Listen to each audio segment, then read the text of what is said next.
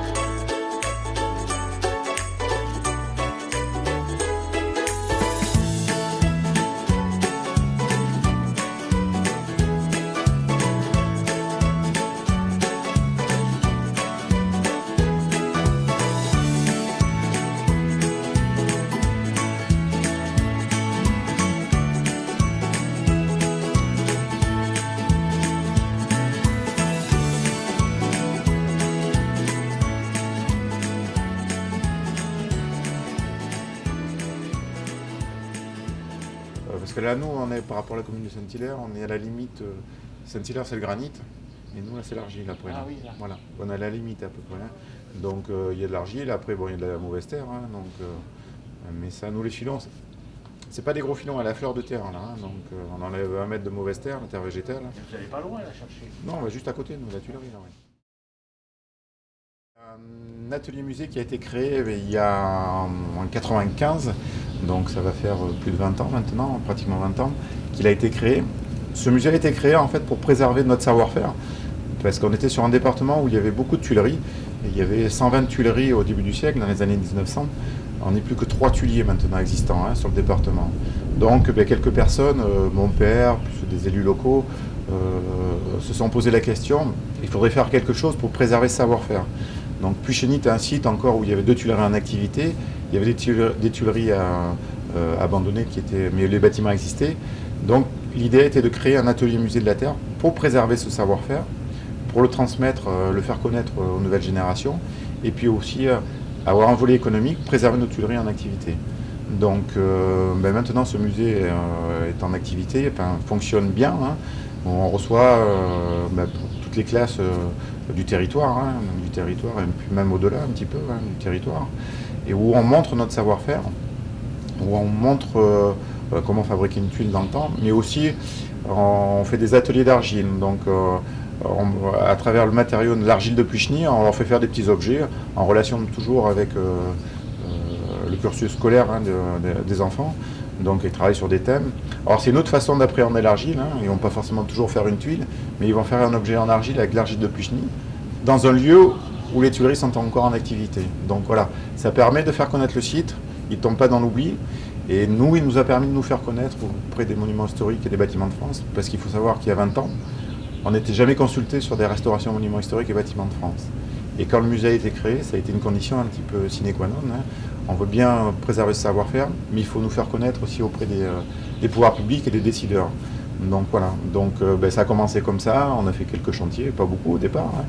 Mais voilà, les architectes ont vu notre produit, se sont déplacés, vu ce qu'on faisait, et qu'on faisait des choses de qualité. Donc voilà, et puis de fil en aiguille, ça s'est développé, et c'est ce qui nous permet de vivre actuellement, de bien vivre actuellement. Voilà, donc d'où l'importance de cette création du musée. Alors maintenant, il fonctionne bien. On a 2 salariés sur ce musée qui font vivre le site. Donc à l'année, c'est 5000 personnes à peu près qui passent sur le site de Puy-Chény.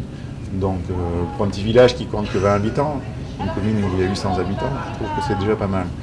Mais voilà, ça nous fait connaître à travers ce musée, et c'est très très important pour notre métier à nous, pour le préserver. Donc on a 2 personnes, une personne qui a fait les arts plastiques, qui fait le modelage. Donc quand elle reçoit les classes, qui apprend aux enfants à fabriquer un objet, à fabriquer une tuile, donc qui a appris le métier de tuilier aussi, hein, qui sait faire les tuiles, qui sait faire le feuillard aussi, parce qu'elle a appris les deux métiers. Et la deuxième personne qu'on a recrutée, c'est surtout pour la partie communication, un peu pour maintenant, il faut communiquer à travers les outils qui existent, hein. Donc il faut des compétences. Nous, on ne les a pas forcément, puis c'est pas forcément notre métier. Donc voilà, on a 2 personnes qui sont complémentaires pour faire vivre le site. Et ces 2 personnes sont capables d'accueillir des groupes toute l'année, des classes scolaires, parce que les classes scolaires, c'est le plus gros de nos visites. Hein. Donc, mais voilà, mais c'est bien, parce que les enfants, quand ils viennent sur le site, ils ont la rencontre avec ces personnes-là qui font le site, mais avec nos anciens tuiliers aussi qui viennent faire des démonstrations. Donc il y a ce choc des générations qui est magnifique un peu. Hein. Les enfants, quand ils écoutent nos anciens parler, ils ont les yeux grands ouverts, ils sont un peu ébahis. Et de voir que ça existe encore, donc bon, ça peut peut-être créer des vocations dans quelques années, mais ça peut les orienter vers ces métiers manuels aussi, pas forcément que tuilier, mais d'autres métiers dans le bâtiment qui peuvent... voilà. Donc ça permet de le faire connaître vraiment aux nouvelles générations. C'est des générations Internet maintenant un petit peu, hein, donc d'arriver à les faire venir sur le site, mais je crois qu'on a gagné un petit peu notre pari, qui n'était pas forcément gagné au départ. Tout le monde n'y croyait pas forcément, mais c'est très très important pour nous. Alors moi, je n'ai pas commencé tout de suite dans la tuilerie, hein, ça a été un peu... j'ai toujours vécu là, hein, mon enfance s'est passée dans la tuilerie, mais alors, après l'armée, à 18 ans, je ne voulais pas travailler du tout ici, donc c'était pas quelque chose qui m'intéressait.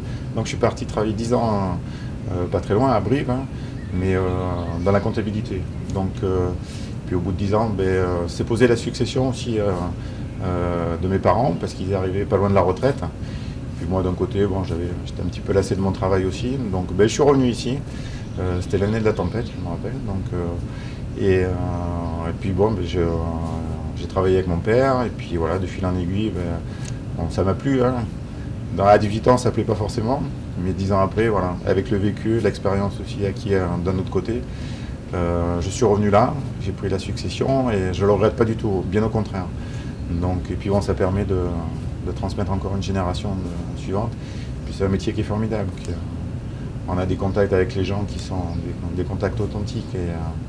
Et ça, je crois que ça fait déjà plaisir à mes parents hein, qu'on puisse. Qu'ils ne souhaitaient pas arrêter non plus. Hein. Ils auraient bien voulu que ça continue. Donc, mais voilà, ça s'est fait. Donc ça s'est fait tout naturellement. Hein. Donc la transmission. Moi j'ai repris la tuilerie en 2006. Donc voilà. Et puis bon, ça continue. Et puis j'espère la faire continuer 20 ans, 30 ans. Une génération supplémentaire, mais ça, on n'y est pas encore. Il y a une sensation particulière et quand vous mettez vos mains dans votre terre. Ah, c'est particulier, ouais. L'expliquer, c'est pas facile. C'est notre terroir. À partir d'une boule de terre, on arrive à en faire quelque chose. Donc, c'est d'arriver par rapport à voilà, quand on la pioche.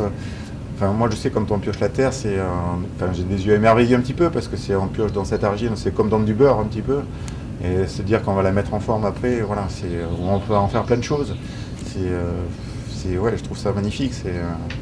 C'est d'arriver à faire quelque chose de ses mains, d'arriver à faire un produit qu'on va au client. Après, quand on arrive à la toiture finale, on a eu plein de contacts avec le client avant. On a façonné un produit pratiquement pour lui. Donc, on a fait sa toiture pour lui. Mais voilà, c'est une satisfaction d'arriver à cette finalité-là, quoi. Ça, elle est vraiment pas belle.